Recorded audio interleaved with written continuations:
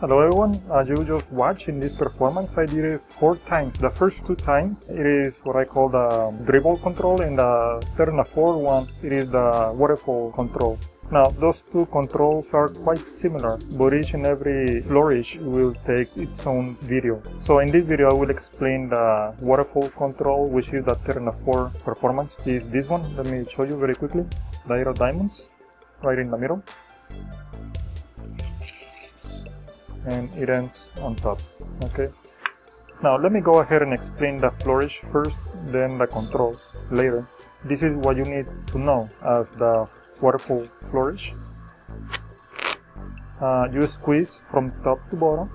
Okay, this is the only motion, you squeeze, that's it. Notice there is air in between each card. Okay, and then you let go by opening the fingers, and mainly making pressure with the index, middle, and ring finger. The pinky finger is not really doing a lot of pressure against the pack, so just open the hand. You gradually open the hand and let them go. Okay, but it looks better this way than this way.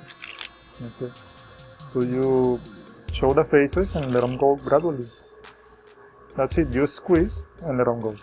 Not a big deal. Now, once you already know the flourish, this is what is actually happening in the control. The selected card, any card, goes in the middle. I pretend I'm putting the card, but it's actually going diagonal, and I side jog the selection.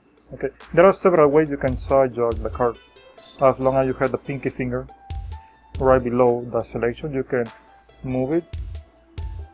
You can side jog the selection and squeeze. Now, in the process of showing the face of the deck of playing cards, I'm covering with the cards in the front. The thumb drags some of the cards at the beginning of the flourish, but it's actually concealing this side jog. So without covering, this is what is happening, and without doing the flourish, it's going up and going down, and the selection goes all the way on top. Once again, I push the selection in, but I push it sideways, but you don't see it because the spectator is watching straight from this edge, so they don't really see the direction of the card when I push it in. I push it in, the pinky is contacting this corner. I move it to the side so I can have a nice side jog. So second, third, and fourth finger, mainly the second and third finger, is contacting the side jog card, which is the selection. I show the face, but I squeeze at this point. Okay, when I show the face, I drag the cards in the front and the selection at the same time. Okay, but because I need a nice long distance separation so the selection can go outside, as you can see, I need a nice spread. Okay, but I cannot do a lot of spreading, even spread with a thumb itself, so I need to start dropping some cards.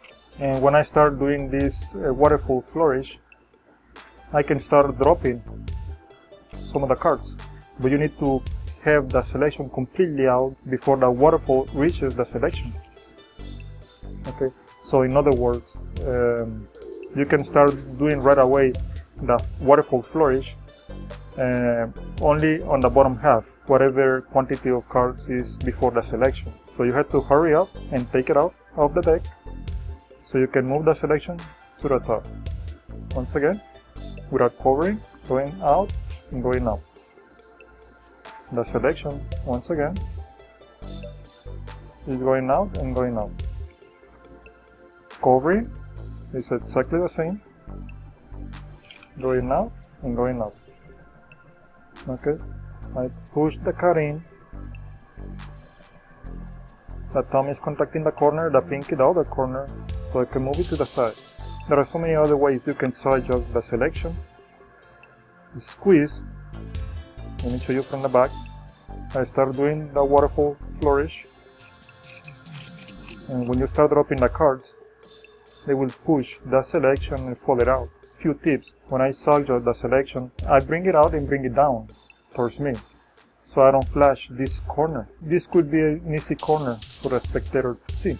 If you don't want to move too much this way, you can stay in 45-degree angle, but you have to move the card towards you, and the palm of your hand is going to cover all this discrepancy. Move up. You see, be careful with this corner. Okay, one last time from the magician's view. When you start doing the waterfall flourish, the selection must be already out. But the cards that are falling in front of the selection, they are concealing the stealing action. So that's it, you side jog, you squeeze for the waterfall flourish, and you can start executing the waterfall flourish in the bottom half without taking the selection yet. But you have to completely take the selection out before the waterfall flourish reach the selection.